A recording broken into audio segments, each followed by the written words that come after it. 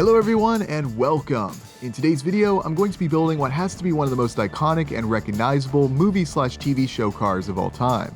The bright orange, high-flying 69 Charger from the show The Dukes of Hazzard, aka the General Lee.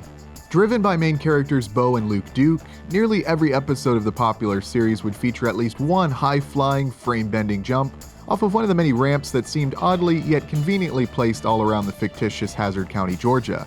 At least I'm assuming it's fictitious. Over the show's run from 1979 to 1985, most sources claim that over 300 Chargers were destroyed making the series. An interesting note for RC and model car enthusiasts is that during the show's final season, models were actually used for some of the jumps. Finding real usable Chargers to fit the role was becoming increasingly more difficult and expensive. The producers also wanted more over-the-top, pun definitely intended, jumps that just wouldn't really be doable in real life, without getting someone hurt or a giant bill to pay. Apparently they were also trying to compete with the stunts shown in other popular series of the time, such as Knight Rider. To be perfectly honest, I'll admit I've never really been a huge fan of the show, and I wouldn't exactly say the General Lee is my favorite flavor of 69 Charger. However, after completing 2 RC replicas of the car for customers, all I could think about while building this was how cool it would be to jump one of these cars just like in the show. So my goal here is simple: build a Charger of my own and try to recreate some of the wild stunts seen throughout the series in 1/25th scale. What could go wrong, right?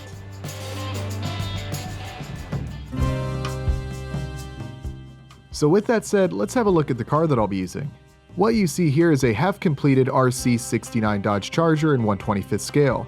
The chassis is a 3D printed FFR-SC1 sized to fit MPC 69 Charger model kits. The pros of this chassis is that it's a perfect fit and has the correct drivetrain layout with the motor up front and rear-wheel drive in the back through a solid axle rear end, similar to a full-size Charger from this era. The cons are that it's by no means designed to be jumped, also similar to the full-size Chargers of this era. But hey, give me some points for authenticity at least. I could just pop a 1/10 scale polycarbonate body onto a rally car or basher, and that would be cool, but did the folks who made this series build ultra lightweight bodies and mount them on a highly customized off-road chassis with 30 inches of suspension travel? No, they did not. This chassis is available on our site, pre-assembled just like I have here. The only differences are the one I'm using here I've painted, and I installed stronger brass gears in the axle, which is optional on the chassis we sell. It's a great platform for your model car to RC conversions, but if you care even slightly about the car you've just built, please don't drive your car like you're about to see me drive mine throughout the course of this series. This chassis is not designed for 1/25th scale creek jumps. Admittedly though, I am a little morbidly curious to see just how much abuse the car will take. I'm not expecting much, but the beauty of 3D printing chassis is new parts are just a click away. And on that note, all of the 3D printable parts of this chassis can be downloaded from our Patreon page. I'll be sure to include those links in the description below. Also worth noting on this car is that I've made some different body mounts for this project. Longtime viewers know that I often like to use magnets to secure the body to the chassis, as they're easy to install and makes removing and securing the body effortless. On this car, however, I don't want the body just popping off after a jump. That never happened in the show, at least I don't think it did. No, for this car, I need it to be secured with screws, which is what I did here. Simple but effective. Just a little L-shaped piece which I secured to the chassis, then glued to the body, and it's solid as a rock. Well, at least I hope so. We'll see, I guess. A little bonus of this mount is there's also a little bit of adjustment for the location of the body, which is nice.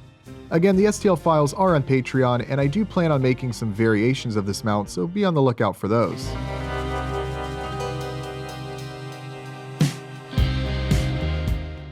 The 69 Charger body is from an older MPC kit.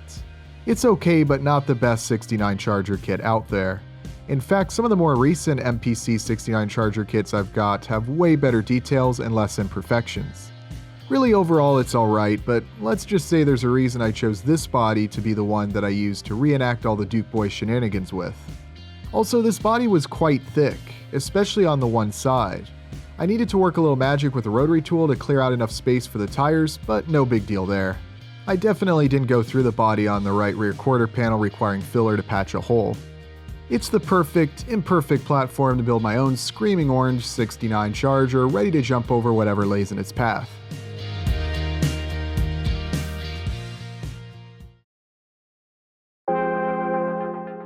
Before I can start driving this car like it's a rental, I need to install all of the remaining electronics, including the battery, ESC, and receiver. The position of each isn't super critical since there won't be any interior. I thought about adding one, but I didn't think it would really be worth the time and effort, as well as having an interior will increase the weight. I wanted to keep the car as light as possible for bigger jumps and hopefully a little less destructive landings. I also tried to keep the weight distribution at least relatively even. I ended up placing the ESC in the rear, receiver on the right, and the battery on the left as far forward as I could.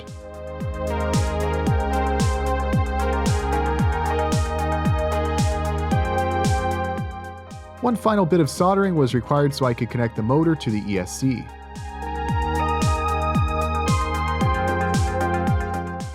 All that was left to do was tidy up the wires and power on the car for the first time.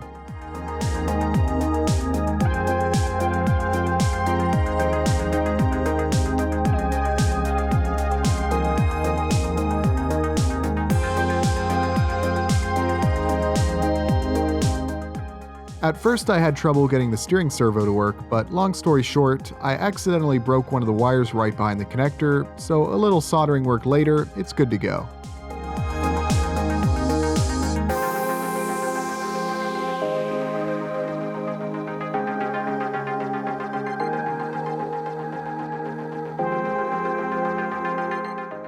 With the chassis completed and working well, it's time to work on the body. As I said at the start of this video, this body isn't the best, but overall it looks pretty cool. Since I'm essentially building a stunt car that's going to be abused, I'm going to build it like a stunt car in the sense that I'm not going to invest massive amounts of time making it flawless, just good enough to make some cool videos. With that said though, I did take a little time to sand away some of the larger imperfections to improve the final appearance.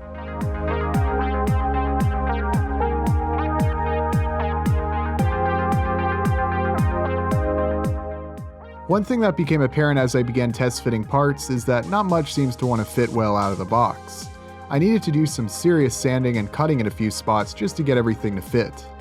I think by RC car standards, especially one that's going to be jumped, it's fine, but by plastic model standards, you can do a lot better. Almost surprisingly, the windows fit great, but I do need to make some side windows. They'll all be blacked out so you won't be able to look in and see the electronics.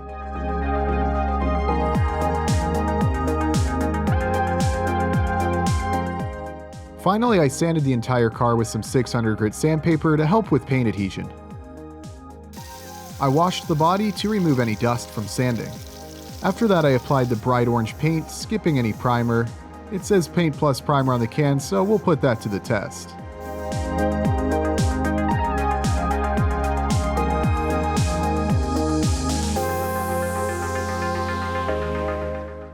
The car is already looking great with the orange paint.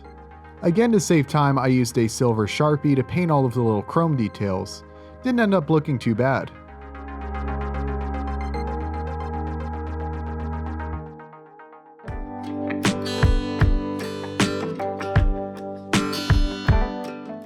Next, I applied all of the water slide decals.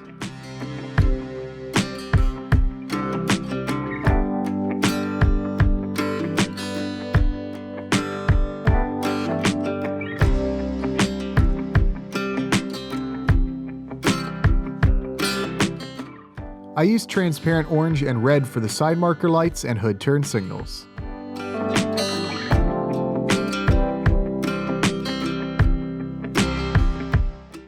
To seal everything and hopefully offer some protection, I applied the clear coat over top. While that dries, I turned my attention to the remaining parts of the body. I painted the windows black so they can't be seen through.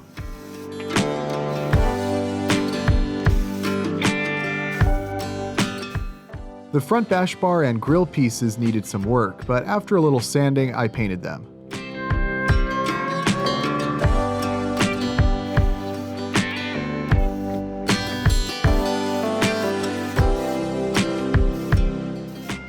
Here's a look at everything painted. All that's left to do now is to glue each part to the body.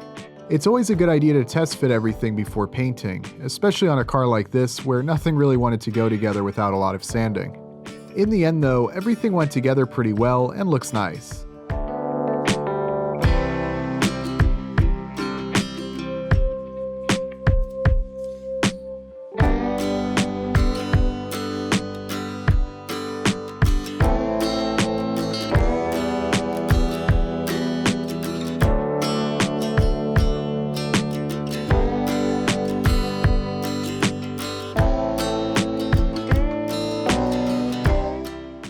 With the body complete, I secured it to the chassis and I'm loving the look. It's honestly better than I expected when I first started, and considering it was a bit of a rush job.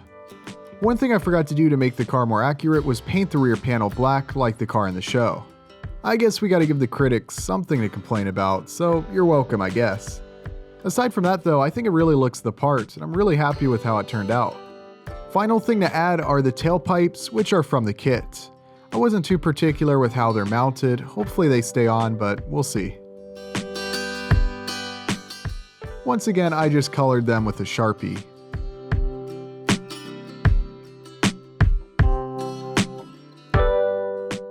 With those final pieces in place, the car is complete.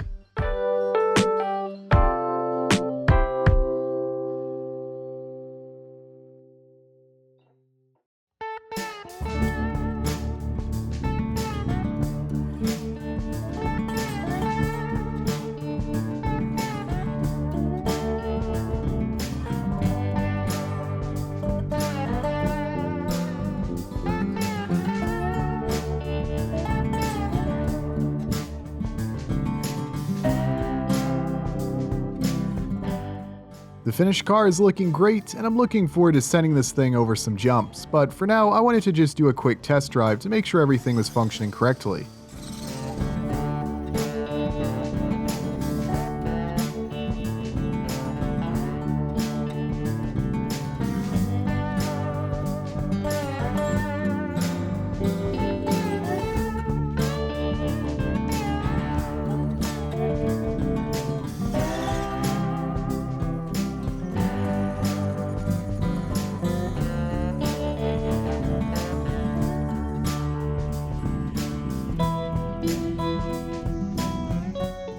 The car works great and it's a lot of fun to drive. Almost too nice to jump. Almost. I hope you all enjoyed watching this build, and you'll stay tuned for future videos where we'll be trying to recreate some of the wild stunts seen in the Dukes of Hazzard. That should be a lot of fun. Like I said before, if you want to do a similar build of your own, be sure to check out the links in the description below. I want to conclude this video by showcasing some of the awesome work that's been posted in the Make It RC Facebook group. I always enjoy seeing all the awesome vehicles and projects that have been posted there. Feel free to join and have a look for yourself and post some pics of your own RC vehicles.